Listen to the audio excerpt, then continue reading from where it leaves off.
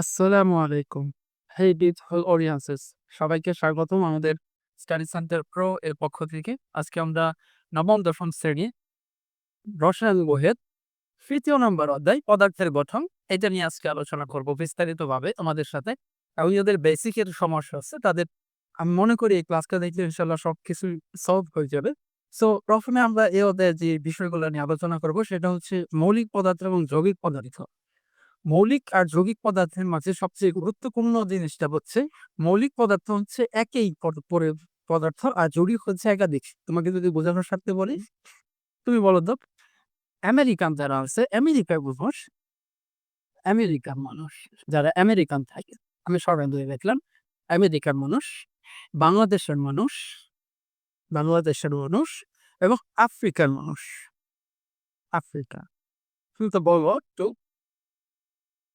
তারা কিরকম? আমেরিকার মানুষ তারা দগ্ধ সাদা প্রকৃতির, আফ্রিকার মানুষ তারা কালো প্রকৃতির, বাংলা বাংলাদেশের মানুষ কি সবুজ ফল। মানে তারা তাদের যেই চামড়ার রংটা সেটা হচ্ছে সাদাও আছে, কালো আছে। তার মানে আমরা হচ্ছি সবই আমরাই হচ্ছি জৈবিক প্রদূষণ।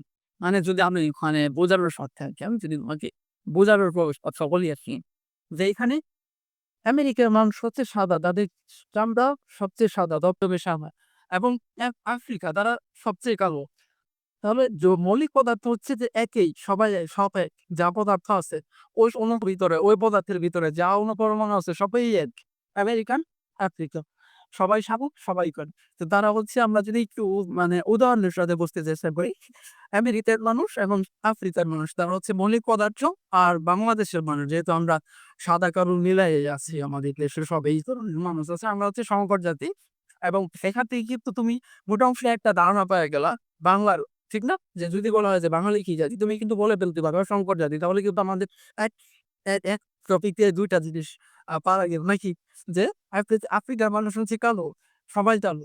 আমেরিকার মানুষ সাদা, সবাই সাদা। তো আমরা বলতে পারি বাঙালি আমরা জাতি হিসেবে সাদা, আফ্রিকা কালো। তার মানে তারা হচ্ছে মৌলিক পদার্থ। মানে আমি উদাহরণ হিসেবে দিচ্ছি।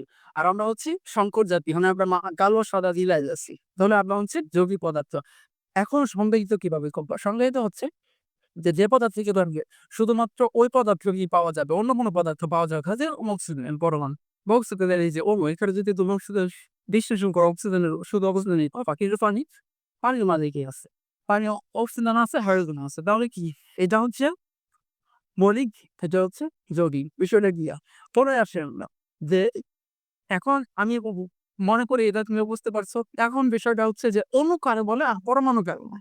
এটা খুবই সহজ। আমি যদি তোমাকে এটা উদাহরণের সাথে বোঝাই দিতে চাই, ২০২২ সালে সম্ভবত বা ২৪ সালে আমাদের যে ফিফা ওয়ার্লড কাপ হইল, সেখানে বলতো আর্জেন্টিনা যে কাপ নিল, সেটা কি শুধুমাত্র মেসির একার কৃতিত্ব নাকি সারা দলটার দলটারই কৃতিত্ব, তাই না?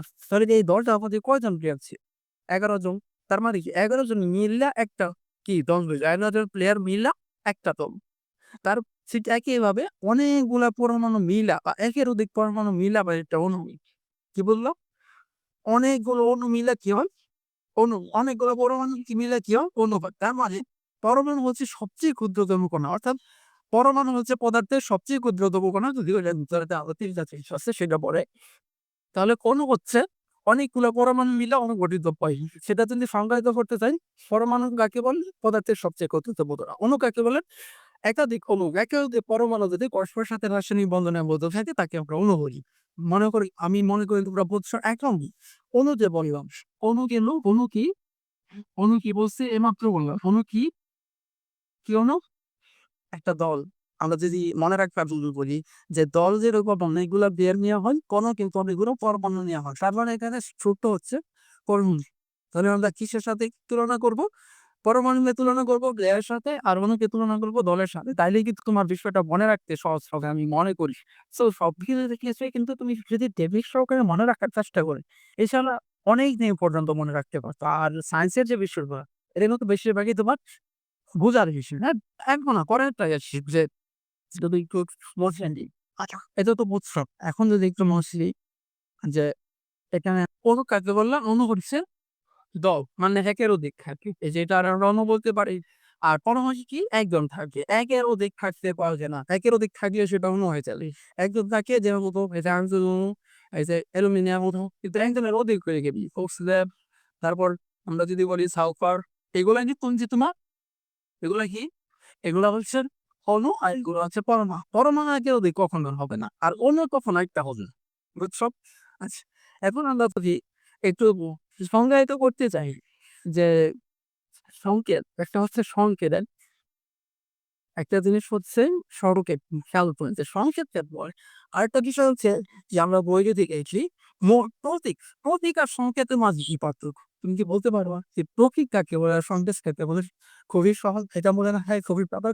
তুমি যদি বলো প্রতীক, প্রতীক হচ্ছে পরমাণু, দেখো পরমাণু তখন উত্তর কি ও, তাহলে প্রতীক হচ্ছে ও।